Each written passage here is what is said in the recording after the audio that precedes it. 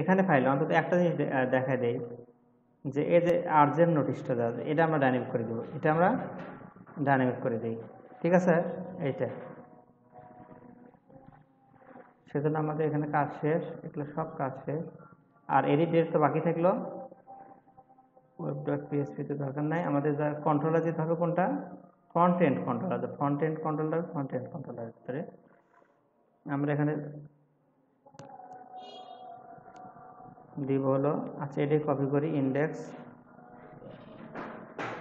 ইন্ডেক্সটা copy করলাম, এখানে দিব হলো কি দিব আমরা, আচ্ছা এখানে আমার তো এখানে রান করা আমার এটা দরকার নাই, তো এখানে করতে পারি ডলার ডাটা, আমরা করাবো কি আর করা দেবো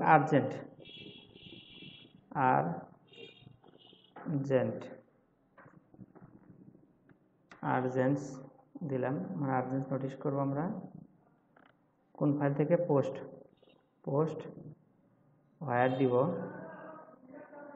এসিআরি হোয়ার স্ট্যাটাস 1, লিমিট হবে হলো একটা, গেট করবো আমরা, গেট আর্জেন্টস, বাস এটা হলো না। এখন আমাদের এখানে তো করে আছে, ডাটা দেখো ধরছি যে ডাটা করে আছে, এখন আমাদের যাবো হলো ফ্রন্ট এন্ডের ভিতরে, ফ্রন্ট এন্ড লেআউট হোমের ভিতরে আর্জেন্ট কোথায় শো করতেছে সেটা দেখি, আর্জেন্ট নোটিশটা কোথায় শো করতেছে, এই যেটা এলআই আছে না, এই এলআই, এখানে আমরা কি করবো, ফর ইচ চালাবো, কি চালাবো, for each, FOREACH, for each dollar আর্জেন্ট দিছি কিন্তু ওখানে RGENTS, আর্জেন্টস অ্যাস ডলার আর্জেন্ট, এখানে এন্ড ফর ইচ শেষ করে দেই, অ্যান্ড ফর ইচ ESCH, আর এখানে আমরা দিব হলো কোনটা, ও এখানে তো আমরা শর্ত দিই নি, কোনটা করবো, হোয়ার আরেকটা কাজ আছে এখানে, কি কাজ বলো তো দেখি, কোনটা যাবে এটা, হোয়ার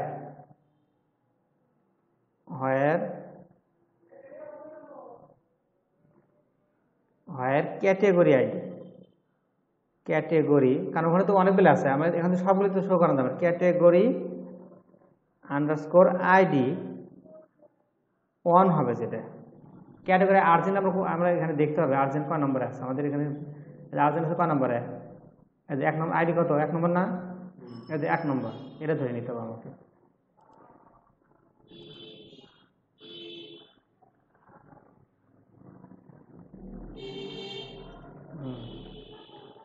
ক্যাটেগরি আইডি 1, ঠিক আছে, ক্যাটেগরি আইডি 1, আচ্ছা ক্যাটেগরি আইডি 1 লিমিট, আর এখন পোস্ট হোমে যাব আমরা, এখানে আমরা দিব হলো ডলার ক্যাটেগরি, আচ্ছা আর্জেন্ট, এখানে আরেকটা কাজ করতে হবে আমাদের, urgent category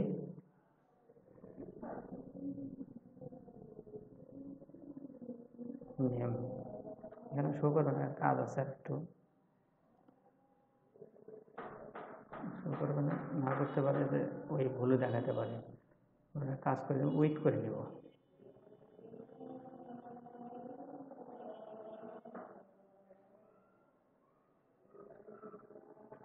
controller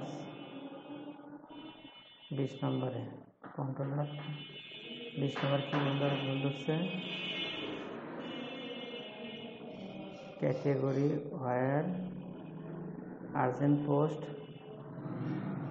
where status 1, where category ID 1, limit 1, gate,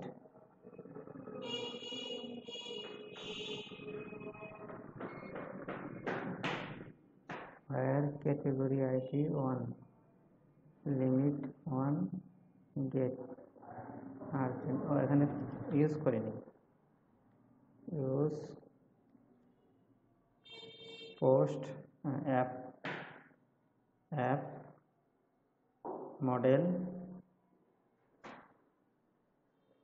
post post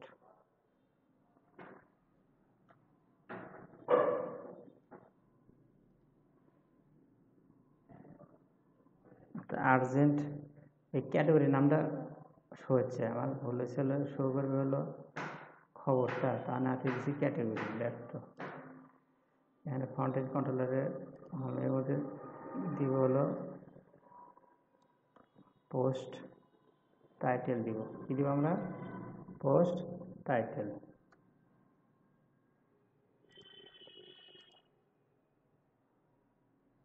class suspend, দেখছো এটা কোথায় আসতেছে? এই যে আর্জেন্ট হিসেবে ধরছি পোস্ট টেবিলে।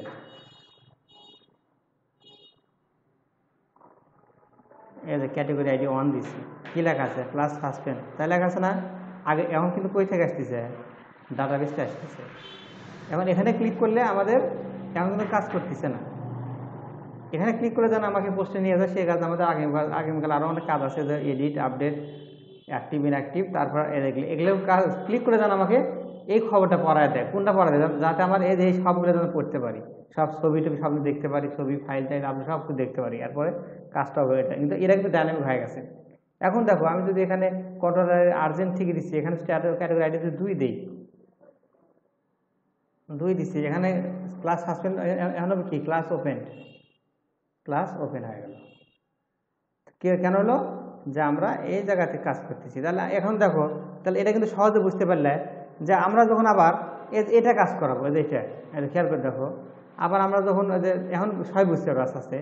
এখানে যখন আমি রিসেন্ট প্রকাশ করবো, তখন আমি এখানে কি, এখানে এটা কি কত তৈরি করবো? এখানে দেবো রিসেন্ট, এখানে হায়ার স্ট্যাটাস দিব কত? ওই যে 2। তাহলে 2 এর গুলো প্রকাশ করবে। ঠিক আছে, এটা হলো মূল কথা। আর রিসেন্ট কিছু না, রিসেন্ট না করলে হয়। রিসেন্ট হলো কি? ডিসেন্ডিং করলে রিসেন্টগুলো চলে আসে। আচ্ছা, আজকে আপাতত লাইন আমি অফ করে দিই। এইটুকু কাজ আগে করো, ঠিক আছে?